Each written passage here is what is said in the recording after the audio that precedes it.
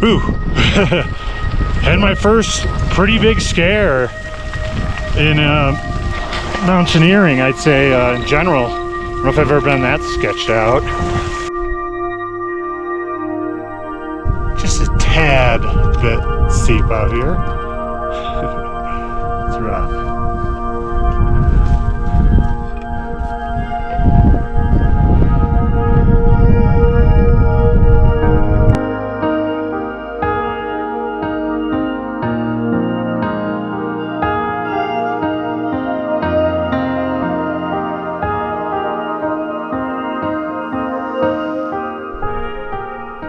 It's about 5 a.m. I'm ready to roll out in a few minutes. It'll take me about 45 minutes or so to get up there. So yeah, I got a decent night's sleep, and hopefully I'll be back here at the hotel by about 1 or 2.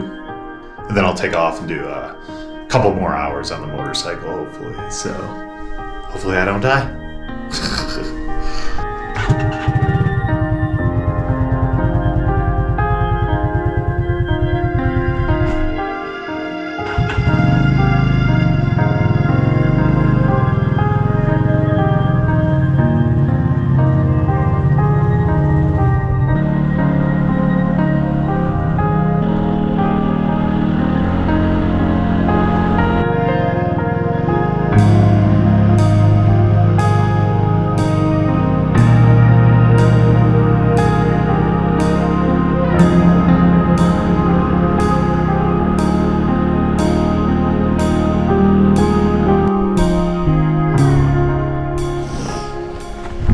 I almost got up to that shelter. I think I'm only about a 10-minute walk or so, but it's too steep here. Street bike's not good for this terrain. But it's 7 o'clock and I'm headed up there. So, I don't know, I'm guessing 11, maybe noon. But yeah, I could feel the altitude.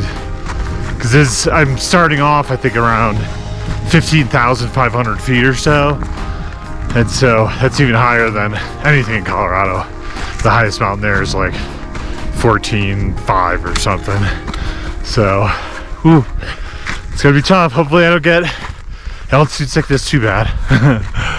Whew. It's pretty cool. I didn't realize they actually have a Ramada up here.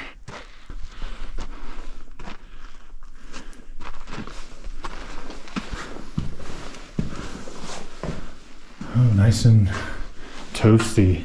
This is actually where I probably should have been last night, getting acclimatized. But being in town was a little nicer, so. Plus I don't have all my like camping gear, like sleeping bag and everything. My bag was too full with all that protective gear for my motorcycle. So anyway, from here it's about a mile up, so it's a beast so far. I've only been going like 20-25 minutes.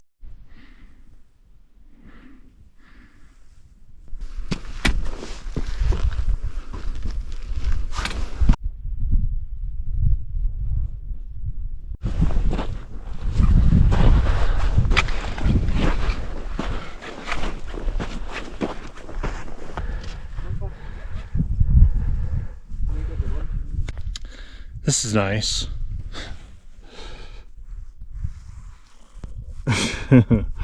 Water bottles, like so ultra thin plastic. Somewhere I cracked, and so like half the water was in my bag, and I guess I might as well drink the rest of it. Because yeah, it's not gonna do me any good if it's in my bag. Por cholla, barato como la No te desquites, güey. ¿Por qué no te desquitas con los de diciembre, güey? Pregúntales, ¿quieren dron o no quieren dron, güey? 5,000 tengo que comprar otro dron para los de diciembre.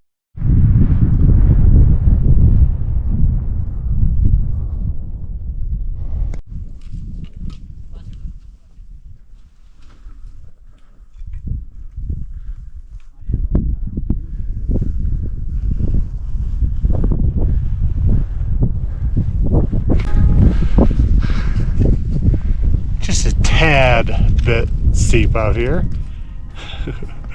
It's rough.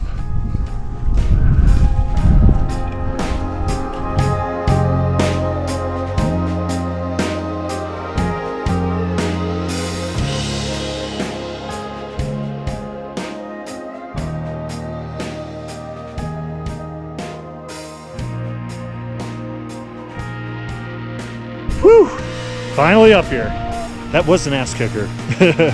Not super technical or anything, but it's like walking like almost 90 degrees in quicksand because it's all loose dirt and scree. You know, like going up a an escalator in reverse. So I didn't even see what time it is here. It's 1:15. So yeah, it was figured 4 or 5 hours, probably more like 6 hours up here. But yeah, it is almost a mile higher than any other mountain I've done just about, or at least the one in Colorado. The ones in China I did were up at maybe 15,000 feet, but this is 18,500. So yeah, epic. It's I got good views of the one direction the whole way, and now I'm finally at the top, and you can see down here into the volcano. This was actually a volcano, so yeah, pretty cool. Hopefully be able to safely get down. Shouldn't be a big deal. I think, some of those areas, like when I was climbing up over rocks, I'd go on the side and kind of just slide down. So I did send a couple rocks down, because the only bad thing about going because I met up with these guys on the way, and I'm worried about their rocks falling down on me, and they're worried about the same, right? And so I purposely went like 20 feet on a different path. So but one of them did fall, and luckily it wasn't close. The second one almost hit the guy behind me, and then it bounced in a different direction. But yeah, they were both like bigger than basketballs, so no joke. But yeah, it's cool. Nice day. I don't know, it's not that cold.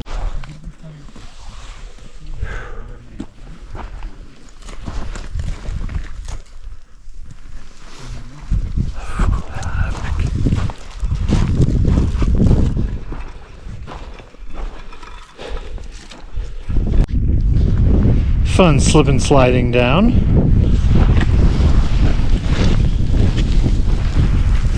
Much easier than going up, at least.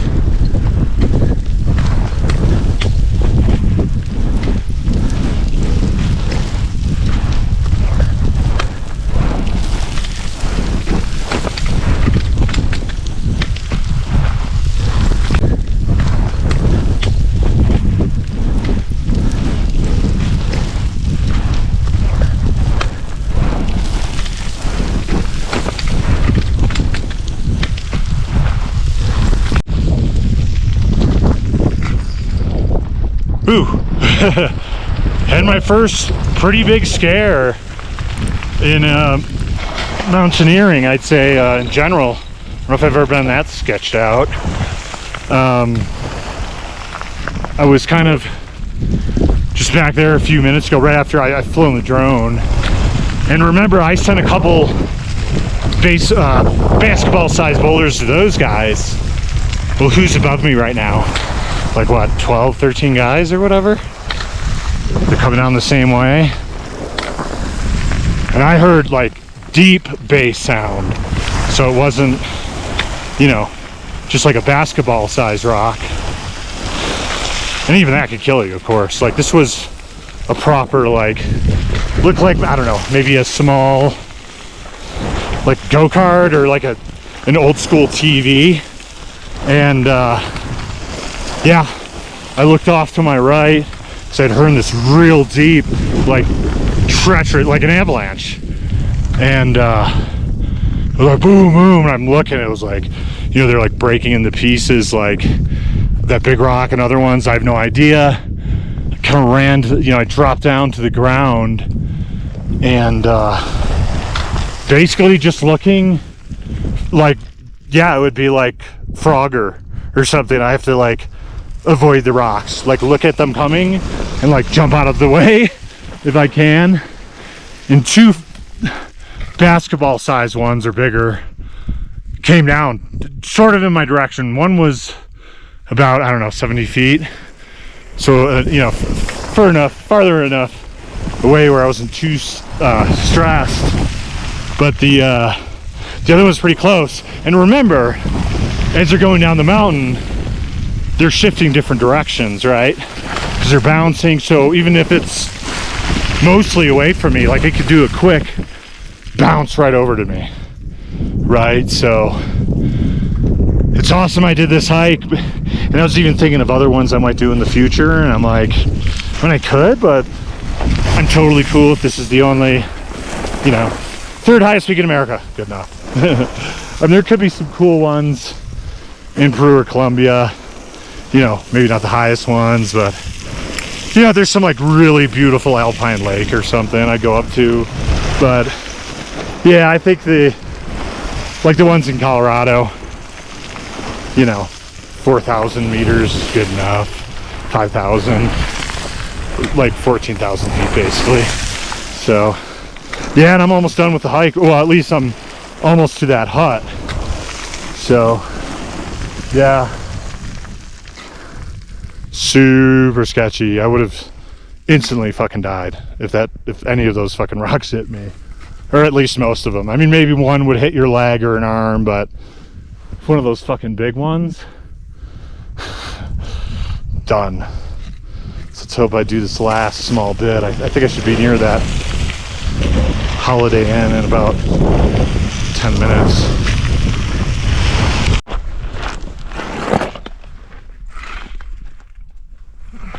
I got this thing yesterday. Maybe it's a cholo? I'm not sure. It's like they put some guacamole in there, and I don't know, some meat and some other stuff. So see how this is.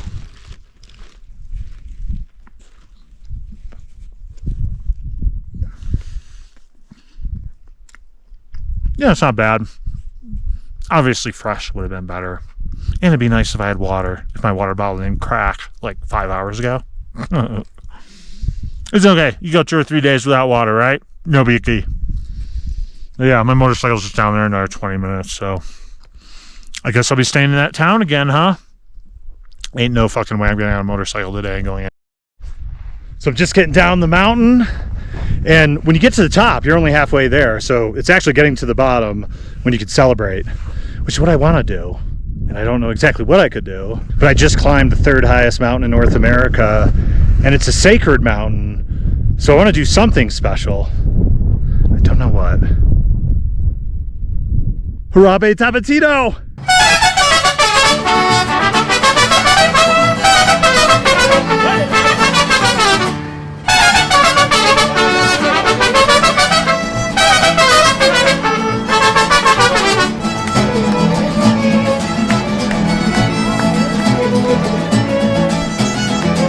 That was amazing. Now let's get the fuck off this rock.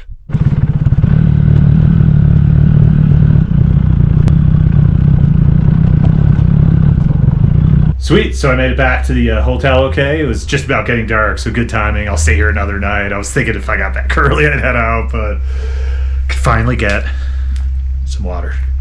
Like that other water leaked at 10 o'clock today or 11. I haven't had water for 8 hours. And I only took 2 bites out of that little sandwich thing. So yeah, I basically have had no water and food all day and hiked 8 hours. It's all good though. A little overweight, so I could go on the Karen Carpenter diet for a day or 2. So I'll eat and take a shower, and yeah, I might as well wander around town. This town was kind of cool actually. It's real small, but sometimes these little towns can be fun. Because they're not touristy at all, basically. I didn't see any foreigners here or gringos or anything. And I'd like to even hang out, and have a bunch and, party a bit. But I'm sure after I have 2 beers, I'll want to pass out. But we'll see. You never know.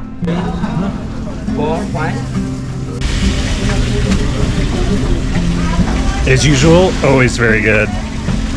So that was definitely an interesting day. Crushing boulders flying by me like cannonballs. A little different, but hey, worst came to worst, one of those would have hit me, one of those huge ones, and it'd be like game over. At least I wouldn't have to go to work next week. So anyway, I tried to find some bars in town, and it's Monday, and so yeah, they had a big weekend. I think it was a holiday, and so I'm just doing the drink in the park thing, which actually you're not supposed to drink in public in Mexico, which actually was quite a surprise to me. But I think it's one of those countries where they have quite a big problems in general. They don't need public intoxication everywhere, and people drinking in all the parks, in Denver or other places, or many countries. It would have been fun though to hang out. I saw the Google pictures. They look like nice bars, kind of like a microbrewery kind of thing, and cheap food that looked good. yeah, so I guess I'll just kind of cruise out early tomorrow, and yeah, pretty epic day. You know, I definitely came to Mexico. That was the main priority. So I'm glad I did that, because a couple years ago I went to do shui bouting in northern Sichuan province, which was 5,500 meters, and we didn't complete it. You know, you needed a bunch of ropes. It was just super sketchy, much sketchier than this. And so I kind of wanted to do something around that area. So this was like 56 something. And the highest ones I did before were, I don't know, 551 or whatever. So yeah, it's cool. Knocked it out of the books. And yeah, I don't know how many more volcanoes I'll do. That is just sand and boulders waiting to fall on me. But it's all part of the adventure. See you guys tomorrow. So I hope you enjoyed the video. I'll give some advice in a minute about some recommendations on the hike. But after this trip, I went down to Oaxaca and then Cordoba and had a couple awesome motorcycle trips. I'll have some cool footage of that. And then I headed into Mexico City and back to Colorado. And then I got a couple other cool trips to Peru and Bolivia in the next few months. So stay tuned for that. Subscribe if you enjoy. And now I'll go into some of the advice. So for Mexico City, I took a motorcycle because it's the most convenient, right? You could get directly to the trailhead as far as you could get, just like a 4x4 truck. But you could probably take a bus out to one of these smaller towns nearby and then negotiate with people to get as close as you can. You're definitely going to need like a motorcycle or 4x4 if you want to get up to one of those huts. On the north end, it's just over 2 miles to the top if you're at the hut. And if you're on the south end, it's just over a mile. So a lot of people mentioned that they thought the south side was much steeper and more dangerous, and that's the side I did, and I did have falling rocks on me, as you saw in the video. But I don't think the north side's super safe either. I mean, if you're walking on a glacier, which I think from what I read was about 50 meters deep, which is about 160 feet, that could crack and fall down at any time too. You know, it didn't work out so good for these two guys. I did read some articles on it, and from what I saw, you know, there's been people on both sides that have died, and I didn't even see anything specifically related to rock falling.